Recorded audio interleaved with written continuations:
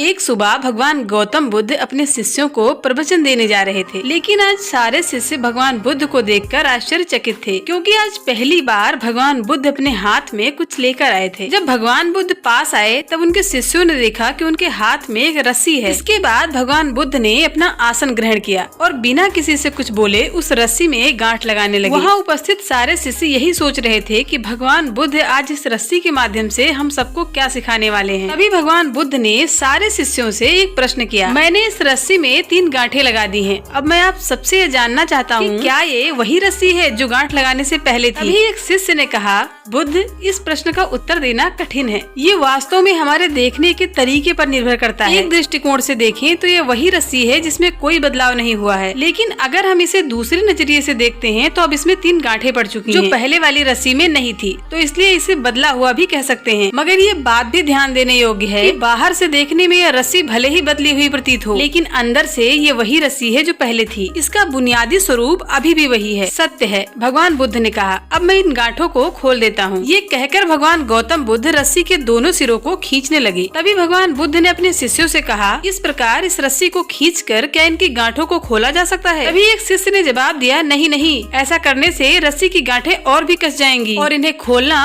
और भी मुश्किल होगा। भगवान बुद्ध ने कहा, ठीक है, अब एक आखिरी प्रश्न, तो इन गांठों को खोलने के लिए हमें क्या करना पड़ेगा? इसके लिए पहले हमें इन गांठों को ध्यान से देखना होगा कि हम ये जान सकें कि इन्हें कैसे लगाया गया है, फिर हम इन्हें खोलने का प्रयास कर सकते हैं। मैं यही तो सुनना चाहता था, भगवान बुद्ध ने मुस्कुराते हुए कहा। मुख्य प्रश्न तो यही है कि जिस समस्या में तुम घिरे हो उसका कारण क्या है? बिना कारण जाने समस्या का पूर्ण समाधान असंभव है। भगवान बुद्ध ने आगे कहा, मैं देखता हूँ कि अधिकतर लोग बिना कारण जाने समस्या का निवारण करना चाहते हैं। कोई मुझसे ये नहीं पूछता कि मुझे क्रोध क्यों आता है, लोग बस यही पूछते हैं कि मैं अपने क्रोध का अंत कैसे करूं। कोई ये प्रश्न नहीं करता कि मेरे अंदर अहंकार आया कहां से। लोग हमेशा बस यही पूछते हैं कि मैं अपने अहंकार घमंड को दूर कैसे करूं। तो प्रिय शिष्यों, जिस प्रकार रस्सी पर गांठ लग जाने से उसका बुनियादी स्वरूप नहीं बदलता, ठीक उसी प्रकार मनुष्य में भी कुछ कमियां आ जाने से अंदर की अच्छाई का बीज कभी खत्म नहीं होता। जैसे रस्सी पर लगी हुई गांठ का तरीका पता चलने पर हम रस्सी की गांठों को खोल सकते हैं, उसी प्रकार मनुष्य की समस्या का कारण पता चलने पर मनुष्य अपनी समस्या भी खत्म कर सकता है। भगवान गौतम बुद्ध ने आगे कहा, मैं चाहता हूँ कि तुम सब मेरी इस बात को बहुत ध्यान से समझो कि जब तक जीवन है तब तक समस्याएं भी रहेंगी, और अगर समस्याएं हैं तो उनका समाधान भी अवश्य होगा।